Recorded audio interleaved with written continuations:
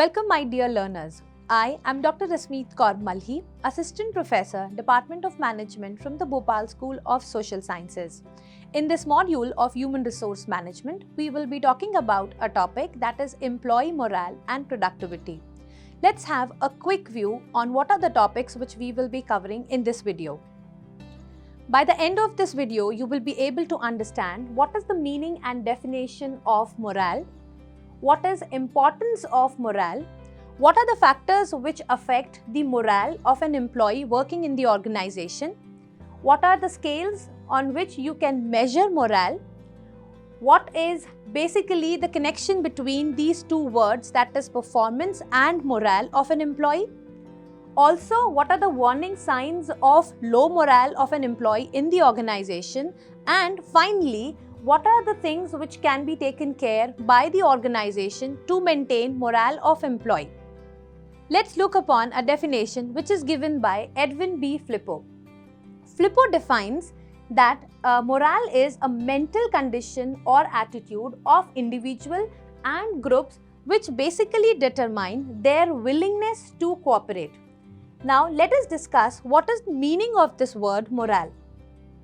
Let's understand what is the meaning of this word morale. Employee morale can be defined as the attitude, satisfaction and overall outlook of employee during the association with an organization or business. It is said that an employee who is satisfied and motivated in the workplace usually tends to have a higher morale than the counterparts.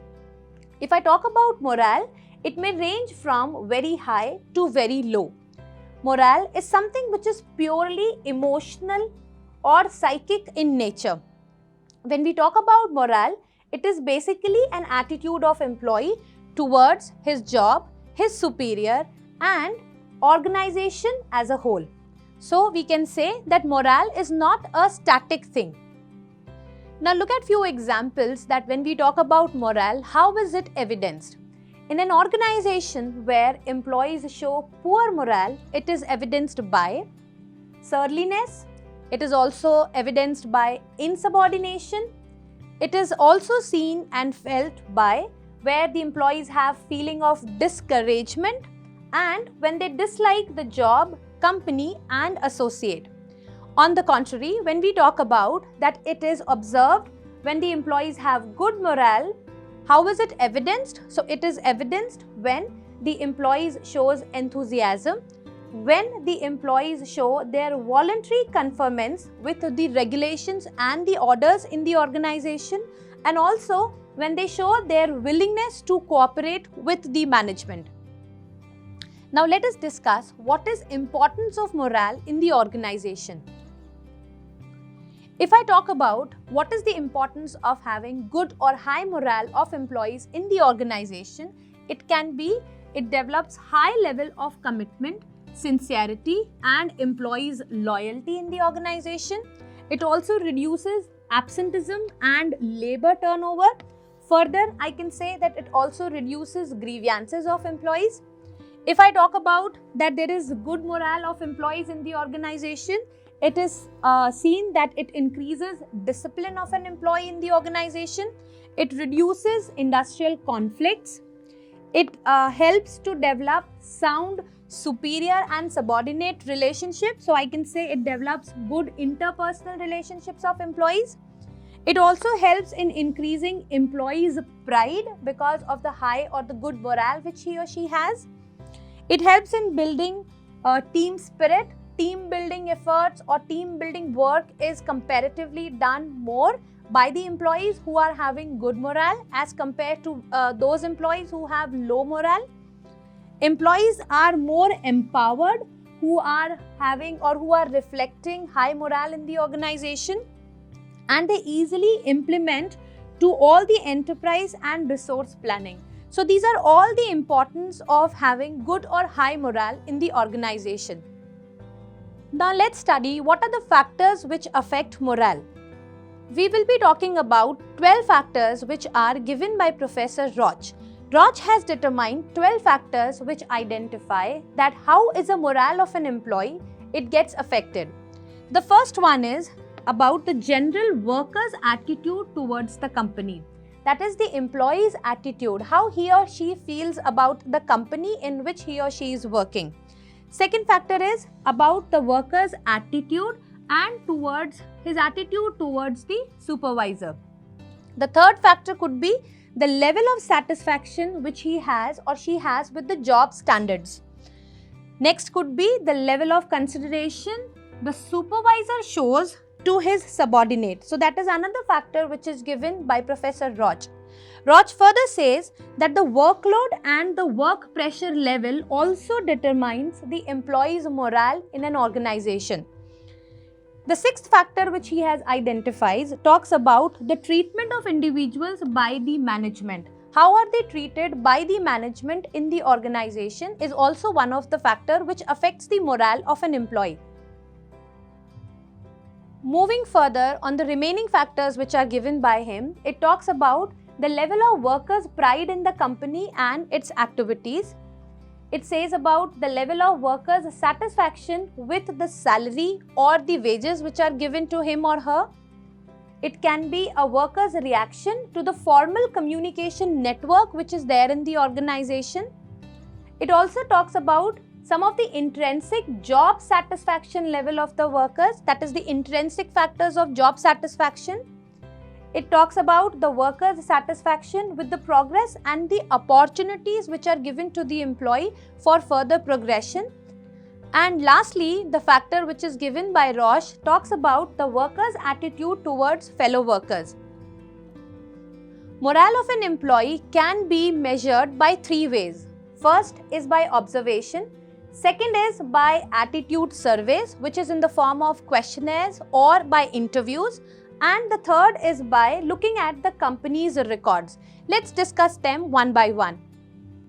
Talking about observation. What is actually observation? When we say a keen observation of an employee behavior is done by looking at the talk, the gestures which he or she shows to the manager, is used to identify the change in the level of the morale of an employee.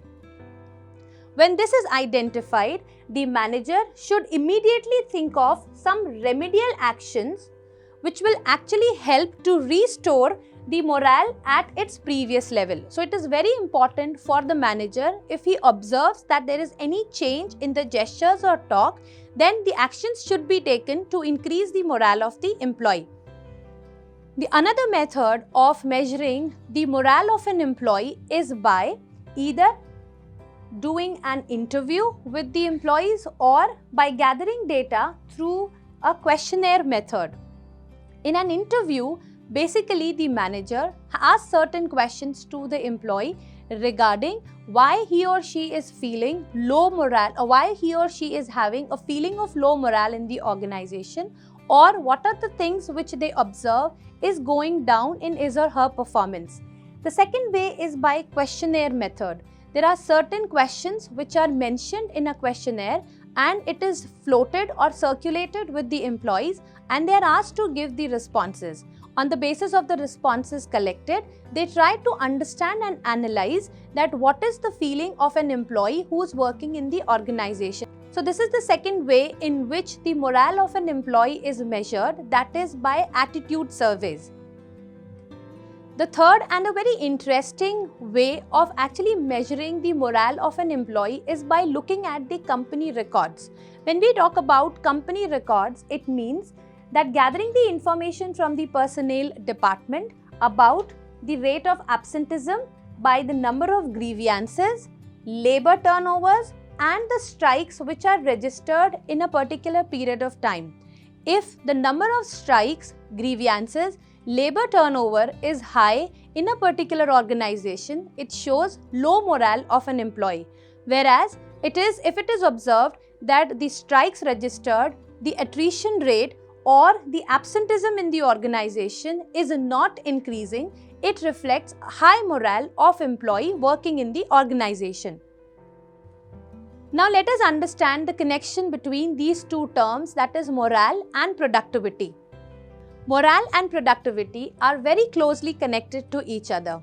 There is a matrix which is given by Miller and Form which actually shows different combinations of productivity and morale.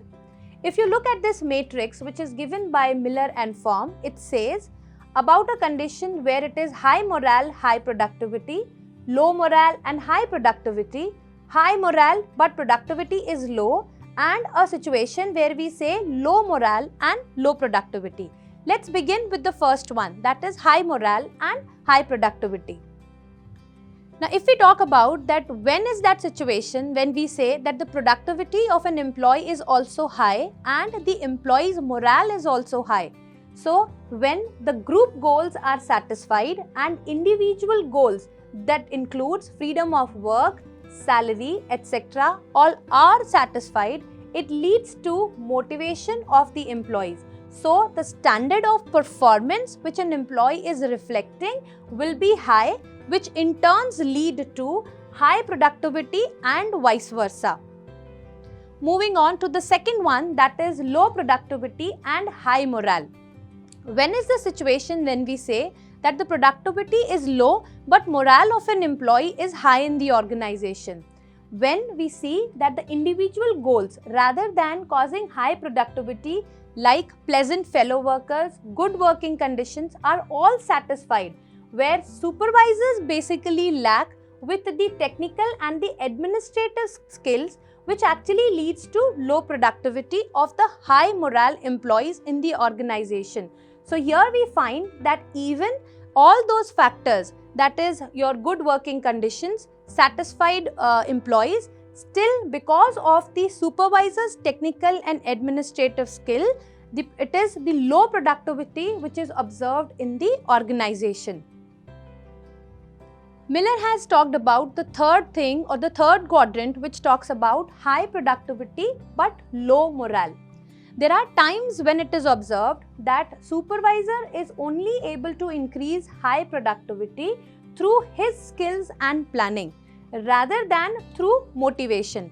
These are those times when he practices penalty method to raise the productivity. So it is said that employees are not showing high morale, but because of the practice which the manager is following of penalty, it results to high productivity. Now let's talk about the last one, that is low morale and low productivity. When we talk about low morale and low productivity, it is observed that the individual goals and group goals are not satisfied in that organization, which further leads to a very complex relationship between morale and productivity.